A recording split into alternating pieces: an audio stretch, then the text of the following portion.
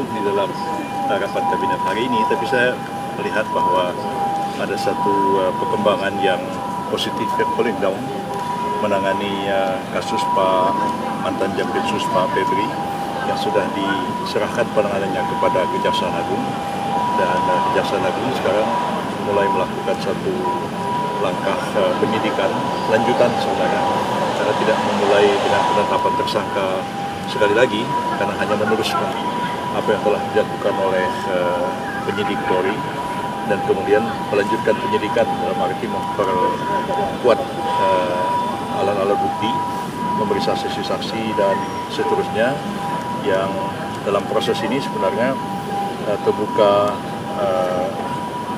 peluang bagi KPK untuk melakukan supervisi seperti yang telah diatur dalam undang-undang, bahwa meskipun yang menyidik perkara korupsi itu adalah polisi ataupun jaksa, tapi KPK itu diberikan kewenangan untuk melakukan supervisi.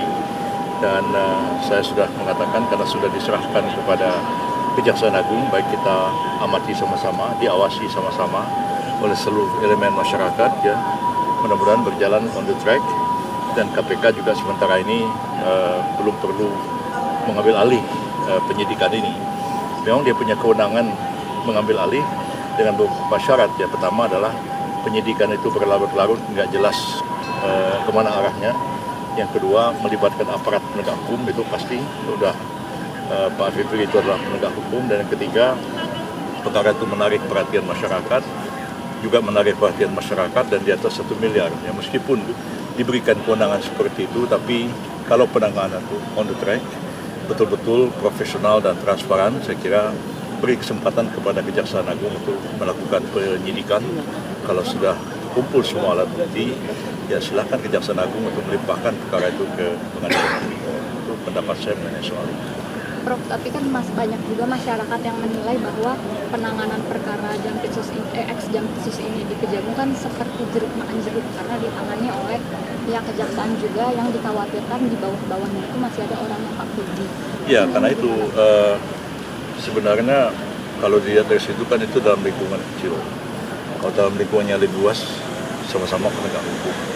Lebih luas lagi, sama-sama orang Indonesia yang menyidik. Kan jadi nggak selesai-selesai persoalannya. Jadi lebih baik kita sempitkan persoalan.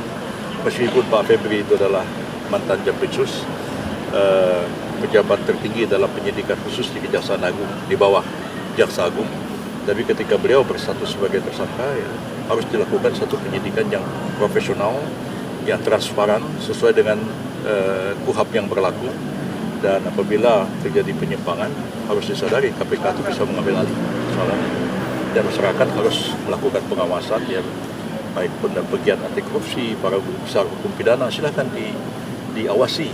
Ya, jangan sampai KPK kemudian merasa bahwa ini penyidikan berlarut-larut, nggak jelas arahnya akan kemana, dan kemudian KPK mengambil alih penyidikan ini. Kita berharap tidak akan kesana arahnya, supaya penegakan hukum itu tetap berjalan secara transparan dan profesional. Tapi kenapa nggak dari awal mungkin ke KPK saja gitu?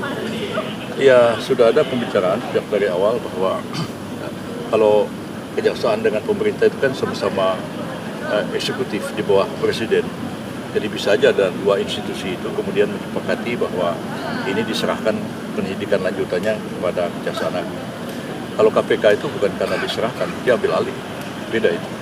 Dia ambil alih karena ada alasan-alasan tertentu. Tapi melihat fakta di lapangan bahwa Polri sudah sepakat untuk menyerahkan, bukan melimpahkan, menyerahkan penyidikan lanjutannya kepada Kejaksaan, walaupun sempat ada sedikit kesalahan di awal, ya, yaitu Kejaksaan mau menetapkan kembali Pak Febri itu sebagai tersangka, bahkan ada statement belum jadi tersangka, dan itu menimbulkan banyak pertanyaan. Tapi setelah itu diralat sendiri oleh Kejaksaan Agung, sehingga sekarang ini menjadi jelas bahwa yang dilakukan oleh Kejaksaan Agung adalah melanjutkan penyidikan yang telah dimulai oleh Polri. Dan kalau di Kejaksaan Agung pasti akan lebih cepat, karena tidak bolak-balik ya. Karena Direktur Penyidikan dan Penuntutan itu ada pada satu atap di bawah Jampitsus di Kejaksaan Agung. Ada lagi yang mau tanya? Yang LGBT di Bogor. Isu WNI ini, Ya. yang WNI kalau mau pindah negara harus bayar 5 juta. Bayar apa itu? Ya, kalau seorang WNI mau pindah negara kan harus Ya itu sih PNBP ya. PNBP itu kan ditetapkan oleh Menteri Keuangan. Ya kalau tidak dengan peraturan pemerintah, harus dengan peraturan Menteri Keuangan. Jadi kalau ada tarif bahwa orang yang sudah jadi WNI ingin keluar dari WNI, dia bayar PNBP, itu penerimaan negara bukan pajak. Dan itu sudah menjadi ketetapan, ya tinggal dipatuhi saja. Dan kalau orang asing mau jadi WNI pun ada PNBP-nya juga, tapi saya nggak tahu jumlahnya berapa. Jadi kalau jumlahnya 5 juta ya wajar aja. Ya kalau enggak kan tetap jadi WNI. Itu aja. Oke. Cukup ya. Cukup ya. Makasih ya, makasih. Baik. Oke Pak, kasih jalan. Kalau pandangannya Febri ini tidak ditahan, ini kan ada 2 tersangka ya Prof, Don Rito dan Febri Adriansyah. Sementara yang satu ini ditahan, Febri ini tidak ditahan. Mungkin dari Kalau soal ditahan atau ditahan itu kan pertimbangan penyidik ya. Memang yang pertama itu kan memang sudah ditahan sejak di kepolisian kan. Jadi dilanjutkan. Pak Febri itu kan belum ditahan oleh polisi dan penyidikannya diserahkan kepada Kejaksaan Agung dan Kejaksaan Agung melanjutkan penyidikan itu.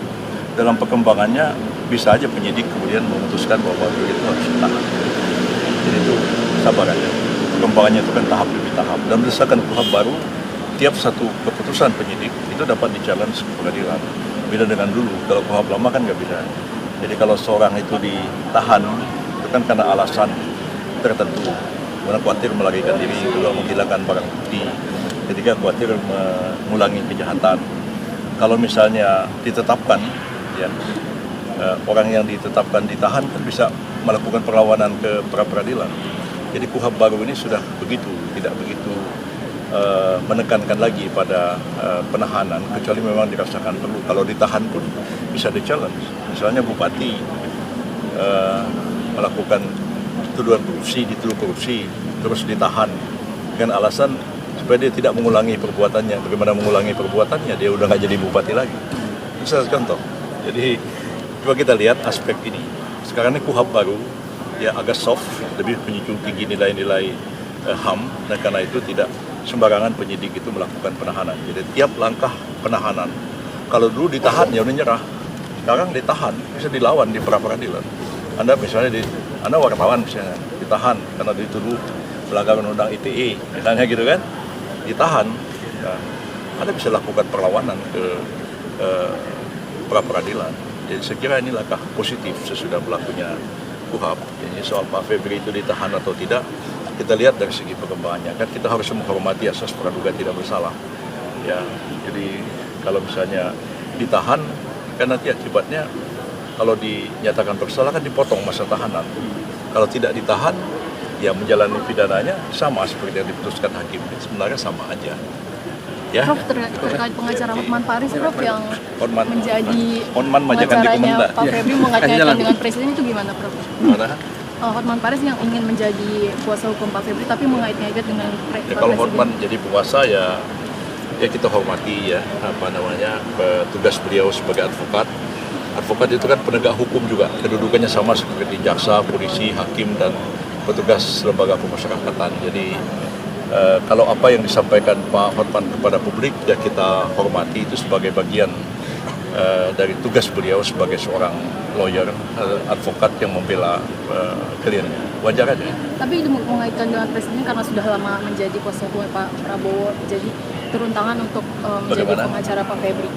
Kan saya tidak tahu, enggak masalah itu. Ya. Kecuali masalah perdata. Kalau perdata misalnya perusahaan A, perusahaan B. Saya dulu lawyernya B, melawan perusahaan A. Belakangan saya jadi lawyernya sebaliknya, itu nggak boleh. Ini kan pidana kan bukan Prabowo pribadi. Pak Prabowo presiden, bukan pribadi beliau. Jadi tidak ada masalah. Berarti seharusnya nggak dikaitkan dengan nggak melanggar kode etik advokat.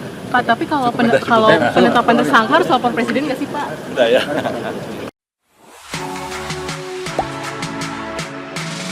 Gak sempet baca? Dengerin aja, klik icon text to speech di okezone.com.